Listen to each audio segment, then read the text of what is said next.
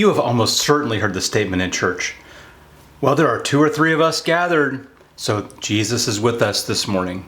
They're referencing Matthew 18, verse 20, where Jesus says, where 2 or 3 of you gather in my name, there I am with you. It's a complete misunderstanding of what Jesus is saying, because we've taken a verse, we've taken a statement out of context, and we have applied it to another situation that is not in mind at all with what Jesus is talking about. You got to take a step back and you got to get a running start into that verse to understand what Jesus is talking about. Read the entire chapter, Matthew 18. If you've got to pause this video, go read all of Matthew 18 and come back. See, sometimes YouTube is just like shorthand stuff. We don't just stop and take a moment to do our due diligence. I really want you to read it. I don't just want to tell you things. I want you to see it, open your Bible, read it, study it, think about it for yourself. But here's what you're going to find.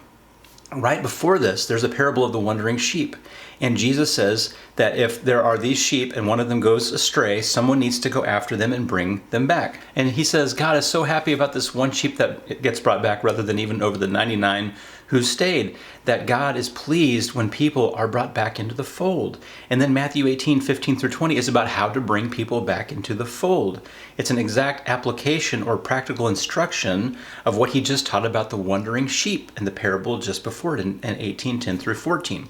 And in Matthew 18, 15 through 20, Jesus says that if a brother or sister sins against you, that there's a process that you are to follow to bring them back into the fold or to help keep them from going out of the fold.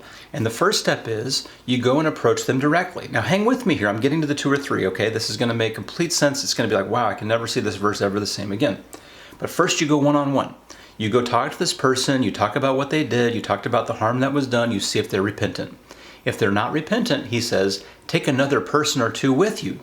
So you got 1 or 2 additional people coming. Now you have 2 or 3 people who are going so that they can be a witness, not of the wrong that was done, which is why you're approaching this person. They don't necessarily have to have been there, but they're a witness as to if this person is open to repentance or if they're going to be stubborn and stick with their rebellion. You have some witnesses who are with you to testify to the fact that this person either changed their ways or they're unwilling to move forward with reconciliation. And then Jesus says something more about 2 or 3 people.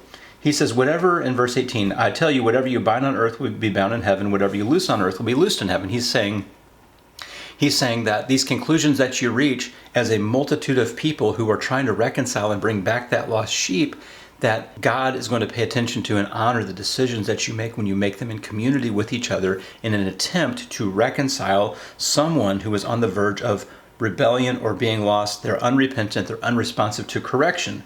And then he says, verse 19, again, truly I tell you that if 2 of you on earth agree about anything they ask for, it will be done with you. We're back to this 2 thing, okay? So 2 or 3 go approach them. Now, if 2 or 3 are praying about something, or 2 are praying about something, they're asking for something, God is going to be in that. What are they asking for, do you think, in this context? Because sometimes this verse gets taken out of context. Listen to that. If 2 of you on earth agree about anything they ask for, it will be done for them by the Father in heaven. You say, well, if as long as I bring another person along and ask for a new Corvette, a new Lamborghini or something, we're going to get it because Jesus promised that in verse 19. But he's still talking about reconciliation. He's still talking about bringing people back into the fold. And the reason I know that is because the very next parable in verse 21 is the parable of the unmerciful servant. It's still about forgiveness. It's still about reconciliation. Jesus is still driving home the same point. He doesn't just skip around. He's talking about wandering sheep and then random teaching on dealing with sin in the church and then a random verse in 19 about 2 people praying and God's going to give you anything you want. And then a random verse in verse 20 about whatever when you gather 2 or 3 in my name, I'm there with you. About we just need 2 or 3 people for God to get present. And then he goes back to a parable about forgiveness. Jesus is not all over the map. It's a single solitary point. He's driving home. This is how you bring home wandering sheep. You go about correcting sin, bringing people back into the fold. If they don't listen, you take a person or 2 with you. Now you got 2 or 3. You got witnesses as to their repentance or not. And then he's talking about if 2 people are praying about these things, I will do what they're asking. I will bring these things about.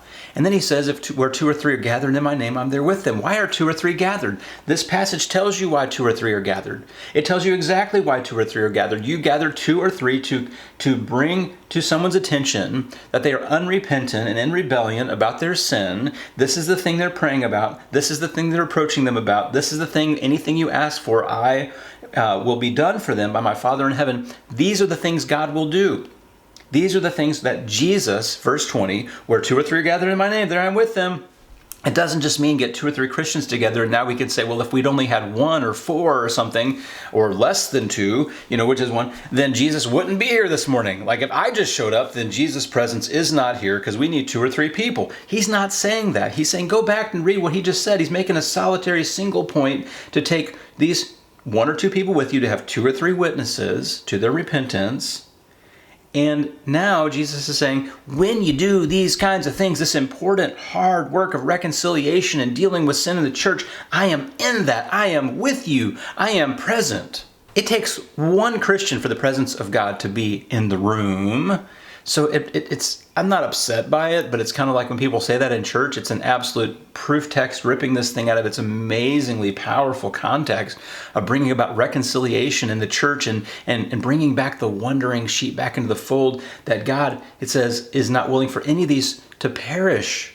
This is hard kingdom work, and we boil it all down to just some kind of greeting on Sunday morning to say, well, there's a couple of people gathered, we got 5,000 people, it's 2 or 3 or more. So, in fact, Jesus didn't say 2 or 3 or more. He only said if 2 or 3 are gathered in my name. It's specific, 2 or 3. Why is it specific 2 or 3? Because he specified 2 or 3.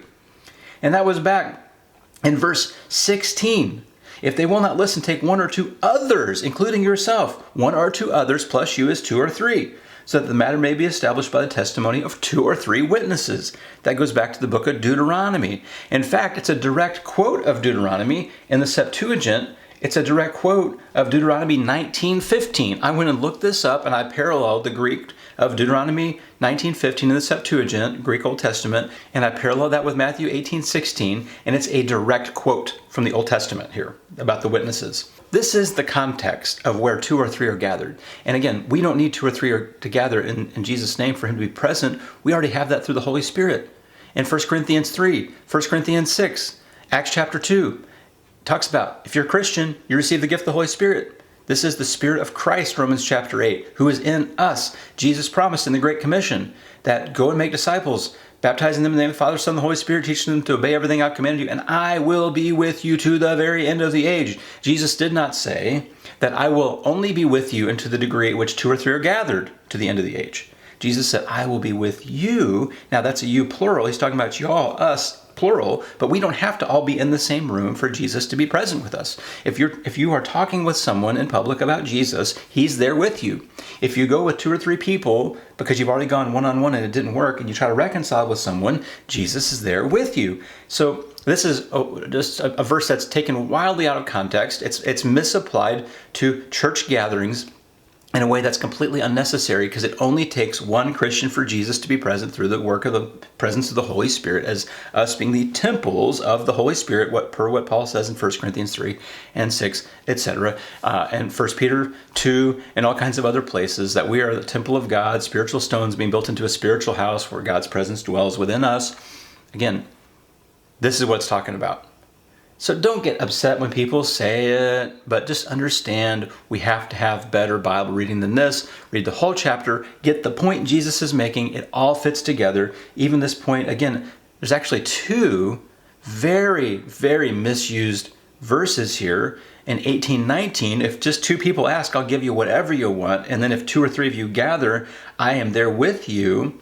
He's talking about the context of reconciliation and dealing with sin in the church and forgiveness. That's the whole point. Hope it makes sense. You got questions, ask them. We'll talk about it in the comments. Love that you're here. And hit that thumbs up and let YouTube know that you like it. Now, I'm going to put 2 videos up here on the screen that I suggest that you watch next. The first one is, does God forgive doctrinal sin? And the second one is, does God only forgive the sins that we confess? But anyway, God bless you. See you soon.